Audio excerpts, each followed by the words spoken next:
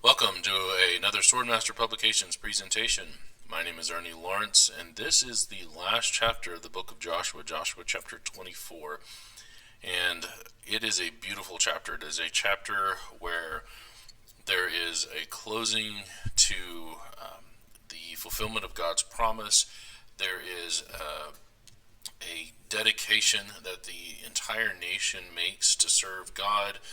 There is the bringing to a close the lives of both Joshua and you can see here towards the end, it's Eleazar, the son of Aaron, kind of transitioning into the next generation. We don't have anybody left really that is from Egypt anymore. Joshua was there, Caleb was there, but this generation is dying out, and they are leaving a nation that is firmly in the hands of God, that are serving God, that are doing what they're supposed to be doing. And so it's a very, very good and wonderful closing to Joshua's life and to all the work that they've done. So a great close to the book. So let's go ahead and get started in that in verse 1. It says, "And Joshua gathered all the tribes of Israel to Shechem, and called for the elders of Israel, and for their heads, and for their judges, and for their officers, and they presented themselves before God." So again, Shechem is one of those 6 cities.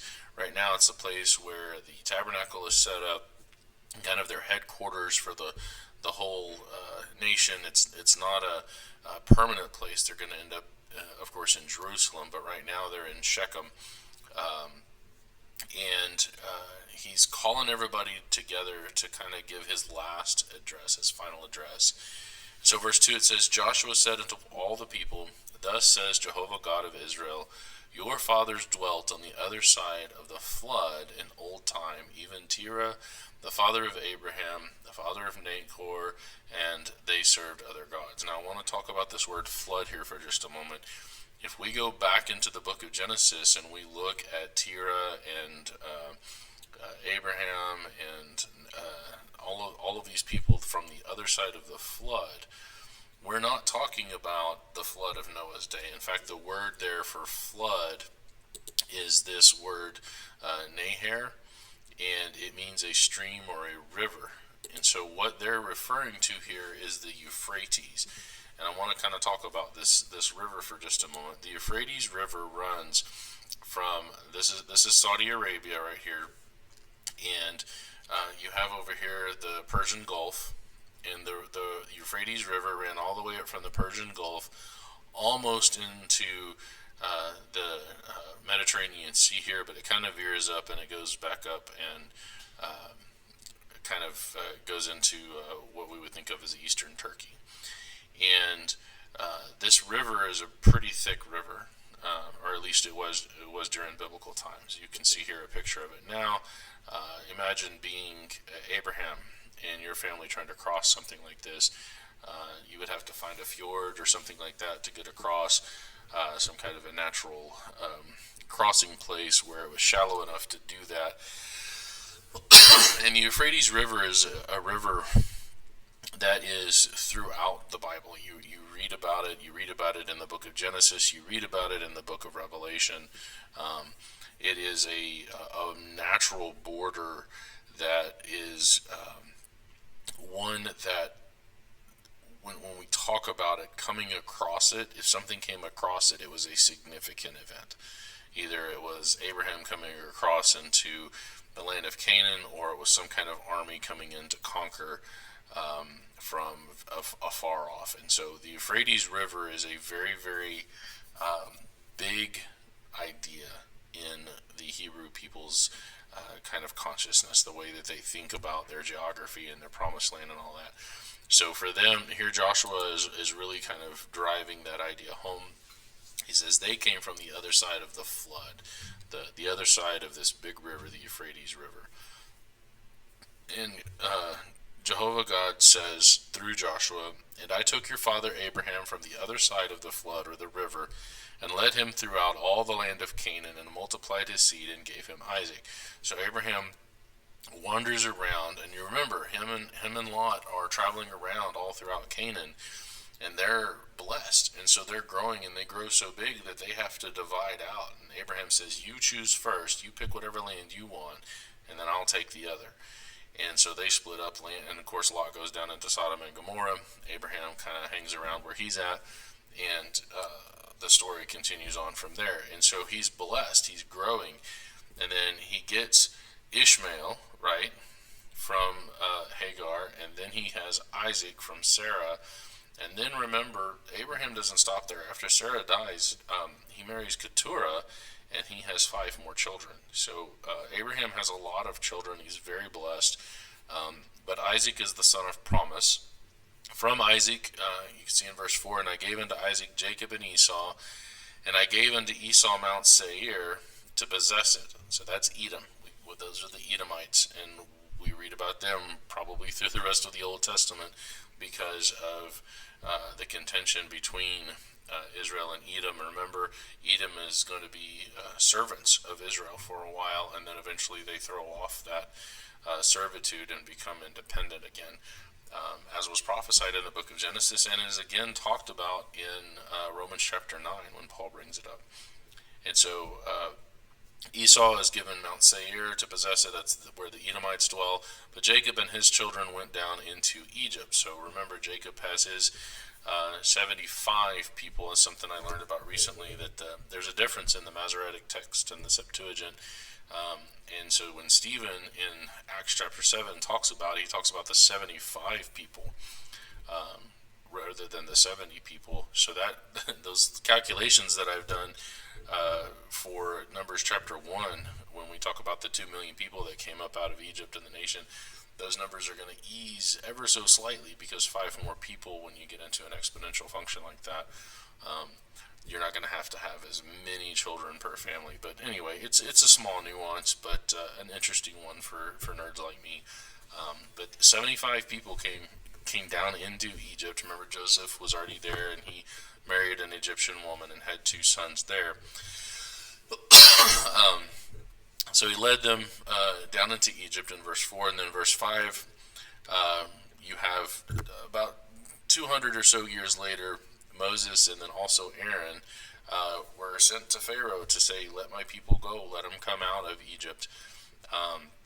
Pharaoh wouldn't do it, and so God says, "I plagued Egypt according to that which I did among them, and afterward I brought you out." So Pharaoh eventually let them go after those 10 plagues. And then we have another word here that's kind of a water word, and I want to make the difference here. So this word Nahar is river, or Nahar, however you want to do it, a stream or river. That's the Euphrates. The deluge, the flood of Noah's day, was Mabul, and so you can see here that's the flood of the deluge. But then we have the word sea, which is Yam. You can see that these are all 3 different words. And so when we talk about coming out of Egypt and across the sea, it's a completely different word than the word flood up here. So you came into the sea, and the Egyptians pursued after your fathers with chariots and horsemen unto the Red Sea. And when they cried unto Jehovah, he put darkness between you and the Egyptians, and brought the sea upon them, and covered them. And your eyes have seen what I have done in Egypt. And you dwelt in the wilderness a long season. And so God talks about, when you crossed the Red Sea, I brought you to it, I brought you through it, you were pursued. And again, we talk about the coming up out of the Red Sea free of the Egyptians, which was what God was kind of setting up as a metaphor for sinfulness and wickedness. And the Egyptians, the army that pursued them, were destroyed by the water. Same as when we talk about the flood. The flood came and saved Noah and his family. Noah and his family were righteous. They were obedient to God. God sends the water of the flood and completely wipes out all wickedness. Only Noah and his family remain, and they were saved from the wickedness by the water. Now the ark represents Noah's obedient faith, but the water represents God's grace, his plan, his way of destroying that which is wicked. And then you have here the same type of the Israelites crossing. They're believing God, they obey his command, they go across the Red Sea, water on either side, water above, come up the other side, and they are free from Egypt as the waters close in and destroy the army that's pursuing them, destroy the wickedness, destroy the sin. And of course, these point forward to New Testament baptism, where you go down into the water, the old man, as Romans 6 talks about, and you are buried with Christ. The old man is destroyed, and you come up a new creation in Christ after your baptism. So Peter even makes that direct connection there when talking about baptism in 1 Peter 3:21 to Noah's flood in verse 20. So anyway, they dwelt in the wilderness a long season. That long season there, an actual generation of 40 years. And then I brought you into the land of the Amorites, which dwelt on the other side of Jordan. So that's on the eastern side of Jordan. They fought with you, and I gave them into your hand that you might possess their land, and I destroyed them from before you. So you remember the Amorites that were causing so much problem. That's kind of where Reuben and Gad are living now. And then Balak, the son of Zippor, king of Moab, remember the Moabites were also there, that they tried to trick the Israelites. They tried to get Balaam to curse them and all of that. And they ended up with the northern Midianites corrupting some of the Israelites, and there was a big fight there in the mid part of Numbers, around Numbers 26. And so so you had, I believe it was Numbers 22 through 24, where Balaam has his little story, and then 26 is where they come in and corrupt, and then there's fighting and stuff that happens. But it says, Then Balak the son of Zippor, king of Moab, arose and warred against Israel, and sent and called Balaam the son of Beor to curse you. And so you have in Numbers, Balaam is mentioned as a bad guy. Deuteronomy, Balaam is mentioned as a bad guy. Now you have here in Joshua, Balaam is mentioned as a bad guy. This guy was a prophet of God. And you even see this in verse 10. It says, But I would not hearken unto Balaam, therefore he blessed you still, so I delivered you out of his hand. Balaam was supposed to be a servant of God, not of Israel, not a descendant necessarily of Jacob, not a descendant of Abraham even, but still he was a Gentile prophet, somebody that God was supposed to be with, and he had a reputation for that. But then he desired money. He desired the physical things, and so he eventually becomes a person that has a reputation for being a bad guy, so much that he's used throughout the Old Testament as an example of that, and then all the way into the New Testament, so that we're even reading about this guy Balaam in the book of Revelation. You talk about falling hard. Here you are, a prophet of God. You're in good standing. You have a great reputation, but because you love money, suddenly you become a watchword of unfaithfulness and deception for an entire nation all the way through. Like, your name is going to be remembered for all of time as that one guy who rebelled against God just for money. Like, that's awful. How could you? And look how hard God even tried with Balaam. You know, he sent an angel and made a donkey speak, and all of these things trying to turn Balaam away from this crash course that he's heading towards. And still he ends up being this this evil guy that's the villain in this story. Man, that's just harsh. But that's his choice. I mean, I'm not saying it's harsh of God. I'm saying Balaam made stupid choices, and he brought onto himself this reputation now for the rest of time throughout the Bible to be this guy that is the villain. So, all right, verse 11, Joshua continues on, And you went over Jordan and came unto Jericho. The men of Jericho fought against you, the Amorites and the Perizzites and the Canaanites and the Hittites, the Girgashites, the Hivites, and the Jebusites. So these are the wicked nations that they came in against, that were dwelling in the land of Canaan, that needed to be driven out, that God drove out before them, that they won their victories. And only when they didn't do what God said, there was a few little what we would call hiccups with like Achan and a couple of others. That was the only time that they had any kind of losses. Beyond that, they won hands down against their soldiers and completely destroyed the armies of these people, and they drove out and conquered the cities of this land. Did they drive out everybody? No. But again, God works with their choices. But here it's being declared that they were delivered into their hand. I sent the hornet before you, which drave them out before you, even the two kings of the Amorites, but not with thy sword, nor with thy bow. So he tells them here in verse 13 that these are places that you didn't build. I've provided not only victory for you, but you didn't have to build any cities. They're already built. You didn't have to plant any vineyards or any orchards or anything along those lines. They're already there for you. I've given you a land ready to inhabit because I wanted to give you a great gift, a gift that I promised to your forefathers. And so God is declaring that this promise has been fulfilled. You have all that I gave, that I promised to give. And that's kind of what this chapter is doing, is wrapping up and saying that I have fulfilled this promise of land to you. Now it's just up to you to keep it. Okay, so that's verse 14. Now therefore fear Jehovah. That word fear there is reverence, respect, awe. It's not the idea so much of terror. There's a lot of people that talk about this, that Christianity and Judaism is about fear. Did God do things that were powerful and destructive when the people rebelled? Yes.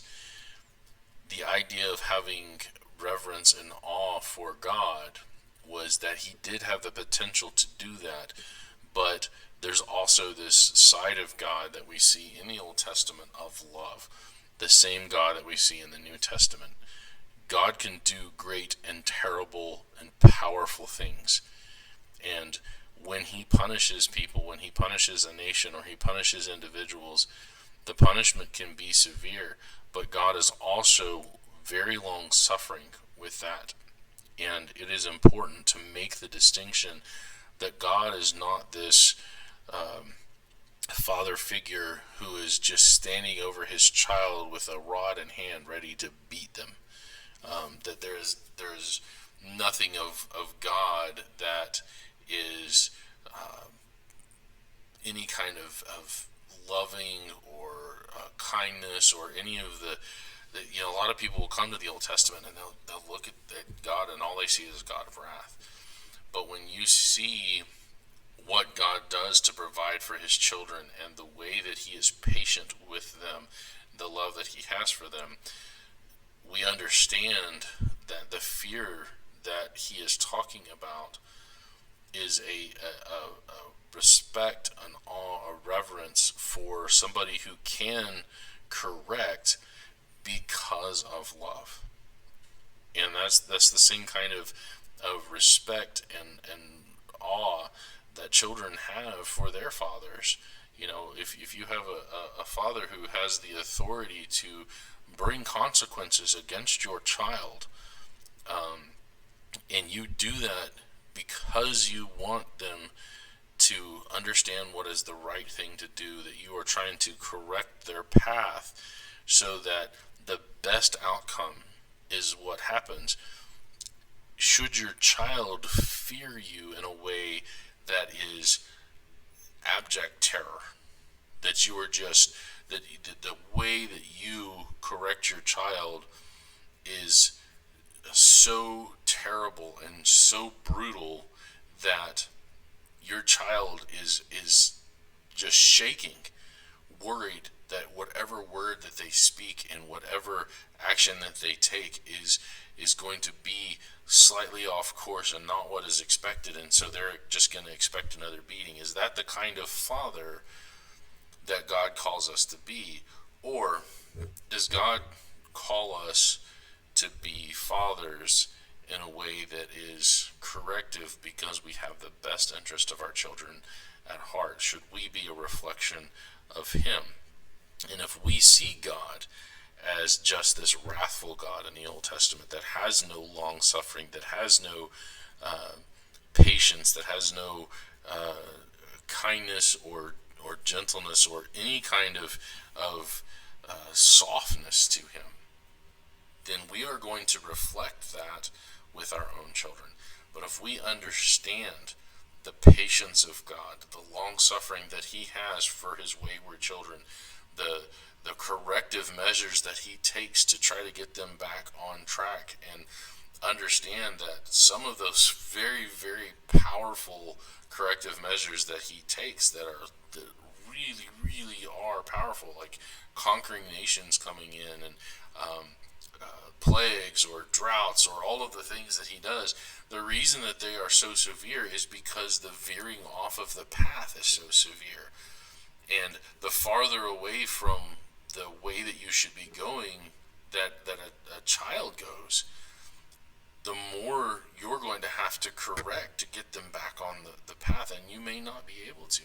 And so that's the vision that we see. And when he says that you ought to fear God in verse 14, he's saying you ought to show reverence because of all the things that he has done for you, not just because of all the things that he will do to you if you get off the straight and narrow path. Look at this. Look at the way that this fear, the context of this fear, in this passage. Look at all of the things that I have done, is what God says. I have done this for you. I have brought you to the land of the Canaanites. I have given you this land. I've brought you out of Egypt. I've destroyed the pursuing army. All of these good things that have helped to build and provide for this nation. Therefore, fear God. Notice that the fear is tied to all of the good, so that the word fear here is this reverence. Now therefore reverence Jehovah. Serve him in sincerity and truth. What is the greatest commandment? You shall love Jehovah your God with all your heart, soul, mind, and strength. That's what this is all tied up in. Not just this, if I make a mistake, God's going to beat me kind of idea. And there's a lot of people that have that idea of God, and they even think that there's two different gods, one of the Old Testament and one of the New Testament. And the reason they have that view is because a lot of people have failed to properly teach the Old Testament. They do not properly show what God is like during the Old Testament time period, and he is no different. He doesn't change. He is no different in the Old Testament than he is in the New Testament. I know I've spent a lot of time on this, but it's a very important point to make for a lot of people who read the Old Testament and they don't understand it properly, and so they have a wrong view of God.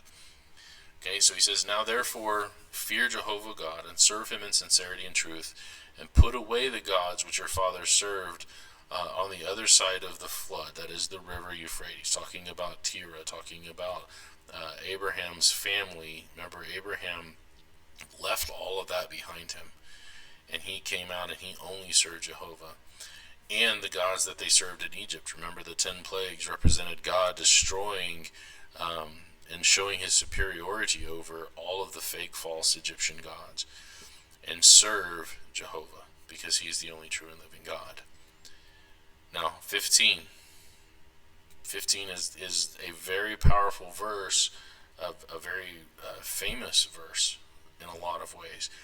Joshua says, and if it seem evil unto you to serve Jehovah, choose you this day whom you will serve. And when we see this, I got a little golden placard that my parents gave me to put up in my house that has this part of the verse on it. Choose you this day whom you will serve. And then it kind of skips a part and it says, but as for me and my house, we will serve Jehovah. The idea here is we can choose. Those who say that we have no choice, that we cannot make a choice, is belied by passages like this, that God made us free-willed individuals, that we can choose good or evil, that we can choose to serve God or not God. It is within our power, it's within our design to make that choice. And while there can be hours and hours and hours talking about this idea of free will, it is clearly stated here that we have that capacity to choose, that God gives us that capacity to choose, and it's up to us to make that choice for ourselves. So he says, choose this day whom you will serve, whether the gods which your fathers served that were on the other side of the river, or the gods of the Amorites, in whose land you dwell. But as for me and my house, we will serve Jehovah. So Joshua he's the leader, he's the shepherd. He's taken over from Moses. He's at the end of his life, and he says, you choose, you make the choice for yourself. Who are you going to serve? But for my household, we are going to serve Jehovah. And then look at the people's response. Look how amazing this response is. And the people answered and said, God forbid that we should forsake Jehovah to serve other gods. That there's a very strong rejection of the idea that they're going to go serve these other gods. God forbid. That's a very powerful statement, a powerful rejection. And then this is what they say. For Jehovah our God, it is that brought us up and our fathers out of the land of Egypt. So they acknowledge this is the generation that was the young, the less than 20 years old, that were there being brought up out of Egypt right at the end of that first year when the golden calf was made. They were on Mount Sinai, and Moses comes down, and they had made a golden calf. These guys were the ones that were the children. And because of their parents, they watched as all of their parents of that generation, everybody 20 years old and older, died, dropped dead in the wilderness. So this is that generation, and they're old now. And so they saw this. This is the generation that saw coming up out of Egypt as children. And they acknowledge that it is that brought us up and our fathers out of the land of Egypt, from the house of bondage, and which did those great signs in our sight, and preserved us in all the way wherein we went, and among all the people through whom we passed. So the house of bondage, that's the slavery to Egypt. That is the type pointing to sin, the bondage that we have to sin, that they were brought out of that and did the great signs. They acknowledged the things that they did and preserved us. They acknowledged God's providence during all of this. And it says, the people said, and Jehovah drave out from before us all the people, even the Amorites which dwelt in the land. Therefore will we also serve Jehovah, for he is our God. They see the good things. Is this response here because of well, we're going to serve God because we know if we don't, it's going to be bad for us? No. Why are they serving God? What is the motivation here? We have seen all the things that God has done for us. We know that God keeps his promises. It's all positive. They are choosing to serve God because of his blessings, not because they're terrified that he will kill them all if they do wrong. The motivation is all wrong for somebody to come along and say, oh, well, the Israelites just served God because they were scared of him. That's not what's being presented here at all. They're not saying that as their motivation. Okay? Now, does that mean they don't talk about it? Do they don't touch about it? No, but that's not the first thing in their mind. It's not their primary motivation. Okay? So 19, Joshua says unto the people, you cannot serve Jehovah, for he is a holy God, and he is a jealous God, and he will not forgive your transgressions nor your sins. If you forsake Jehovah and serve strange gods, then he will turn and do you hurt and consume you after that he has done you good. Okay, so Joshua does give the other side. He says, you say you're going to serve God, but he's holy. He is just, and he's jealous. He does not want you serving these other false gods. And if you do turn away, then ultimately that's going to destroy you. He will punish you because he is a holy God. But this isn't the first motivation. This isn't the thing that Joshua appeals to first, and this is not the thing that the Israelites say is their first motivation. But there is the warning there, and they need to know that there's a really big carrot, but there's also a stick. And both of those are going to keep them on the straight and narrow. Why? Because it is so important that Israel survive, that the vehicle to bring the Messiah into the world, to save the world, survive long enough to complete that purpose. And that's why you have both of these in such measure. And what do the people say?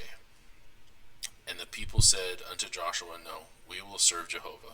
So notice their response. They don't focus in on this. They acknowledge it and they say, nope, not even a concern of ours. We are going to serve God. All of that stuff, not worried about it. We see all the good that God has done for us. We're not worried about straying and dealing with the punishment, because that's not going to be a problem for us. We're going to serve God. All right, and then the really powerful passage here. And Joshua says unto the people, you are witnesses against yourselves that you have chosen Jehovah to serve him. And they said, we are witnesses. That's important, because this is something that's brought about a number of times throughout Scripture, where a person witnesses against themselves. So we see it in Deuteronomy 4:26. I call heaven and earth to witness against you this day, that you shall soon utterly perish from off the land whereunto you go over Jordan to possess it. You shall not prolong your days upon it, but shall utterly be destroyed.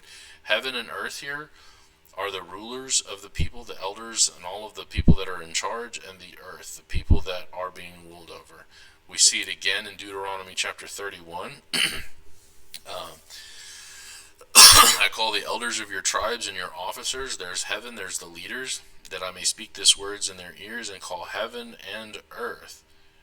Okay, so this is all of the rulers and all of the people in the ears of all the congregation of Israel. All of this is them being called as witnesses to record against them in the latter days. Well, then we get into the latter days in Matthew 23. Jesus is speaking to the Pharisees and the leaders of that day, and he says, wherefore you be witnesses unto yourselves that you are the children of them which kill the prophets. They testify against themselves. This idea of being witnesses against themselves is not a new thing. It doesn't just pop up in Matthew 23 and we don't really know what it means.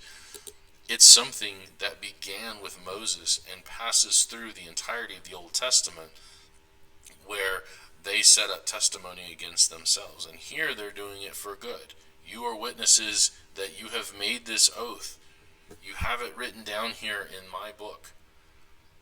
And you are the ones that are saying that I'm going to follow after Jehovah God. And so when you do that, then you testify that you have done righteously and that you are going to get the blessings that God has given you. But if you do wrong, then you also testify against yourself that you said you were going to follow God and you didn't. And you are accepting right now that if you don't follow God, then his punishments aren't just. And that's what this is all about. In verse 23, now therefore put away, said he, the strange gods which are among you, and incline your hearts unto Jehovah God of Israel. And the people said unto Joshua, Jehovah our God will we serve, and his voice will we obey. So that's their official testimony that's what we're going to do. So Joshua made a covenant or a promise with the people that day, and set them a statute and an ordinance in Shechem. Joshua wrote these words in the book of the law of God, took a great stone and set it up there under an oak that was by the sanctuary of Jehovah. So wrote these words in the book of the law of God. He is essentially writing this book, the book of Joshua, and he is kind of making an addendum to the law here. Like, this is considered part of the law now. When they say these things, when they make this covenant together, this is now part of the law. So when we get to the New Testament, it says the law and the prophets. We're not just talking about the first 5 books now. We're talking about all of the books that are contained within, and for the Jews, that was 22 books. Later on, it became 39 based on different divisions and whatnot. But for the Jews, it was 22 books. And so those were either going to be books of law or they were books of prophecy. And so here he's saying that he wrote it in the book of law. He doesn't go scribble into Deuteronomy or Genesis or any of that. He's writing his own book, the book of Joshua that we're reading right now. And he sets this up under an oak that was by the sanctuary, by the tabernacle of Jehovah.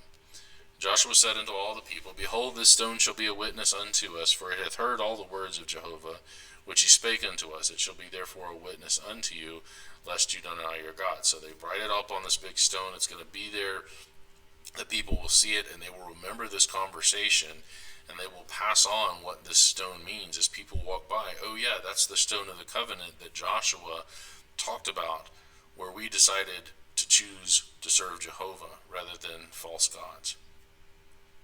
And they would pass that down, and being written in stone, it was something that they would have to remember by. So Joshua let the people depart, every man into his inheritance. And then it says, and it came to pass after these things that Joshua the son of Nun, the servant of Jehovah, died, being 110 years old. So, how old was he when he came out of Egypt? He was 40, because we read about it in Numbers 13, that when he goes to spy in the land, he was 40 years old. Then, when they begin the conquest, they've been through the wilderness for 40 years, so now he's 80. And then it took them about 10 years, so he's 90. Now they've had about 20 years of peace, and he's 110 years old. He passes away. They bury him in the border of his inheritance in Timnath-Serah, which is in Mount Ephraim on the north side of the hill of Gosh. And Israel served Jehovah all the days of Joshua, and all the days of the elders that outlived Joshua, and which had known all the works of Jehovah that he had done for Israel. So all of the children, everybody of that generation, of Joshua's generation, everybody that knew Joshua personally, look at this testament, that they served Jehovah, that they were faithful to him during this time. That is the end testimony here of this book, how faithful they went in and conquered. They took the land God had promised them, and then they served faithfully, not just while Joshua lived, but until everybody that knew Joshua had passed away. And then we're going to move into the book of Judges, and we're going to see that it was the next generation after that where problems started to crop up. And the bones of Joseph, which the children of Israel brought up out of Egypt, they buried there in Shechem in a parcel of ground which Jacob bought of the sons of Hamor, the father of Shechem, for 100 pieces of silver. And it became the inheritance of the children of Joseph. So I want to pull that up real quickly. This is in Genesis 33. They came to Shalem, a city of Shechem. Remember, Moses is writing this, so we have names as they are in Moses' time, but then we get other names too, because of what they used to be called. So Jacob comes here, buys a parcel of field from Hamor, Shechem's father, for 100 pieces of money. We see here it's 100 pieces of silver, and so that's where Joseph is buried, this plot of land that Jacob had bought. And Eleazar the son of Aaron died. So now we have the second generation. Remember, Aaron is the priest. Eleazar is his youngest son, who was a priest. Remember, his first two brothers died because of their offering strange fire in Leviticus 10. Now Eleazar is the last of that generation. He dies, passes away. He was the high priest. And they buried him in a hill that pertained to Phinehas, his son. Phinehas is now the high priest. Phinehas gets to own land. Remember, that's what the Levitical, they had parts of cities, places, so they had land and stuff too in these cities, which was given him in Mount Ephraim. So here you have a wrapping up of the book of Joshua. It is a time of conquest. It is a time of faithfulness overall. They didn't make 100% perfect choices, but in the whole of things, they were absolutely faithful to Jehovah God. God blesses them. And here they declare that they will continue to be faithful. 20 years of peace, no problems for all of that time that Joshua was alive, and then for a time after, when that generation continues on, the new Joshua knew all of the things that God had done for them. So, like I said, it's a beautiful ending to the book. I love this ending to the book because it does show their faithfulness, and it does show a kind of like a happy ending, if you will.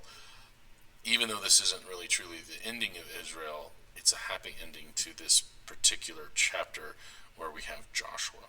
And I think it's a good testament to Joshua's leadership and even Moses' leadership, that they were able to steer the Israelites onto the straight and narrow so that they could come in and take hold of the blessing that God had given them. So anyway, that wraps it up. We're going to get started into Judges next. Really appreciate you coming along for the ride, and look forward to those questions and comments as you leave them. And I guess we'll see you next time. My name is Ernie Lawrence, and this has been another Swordmaster Publications presentation.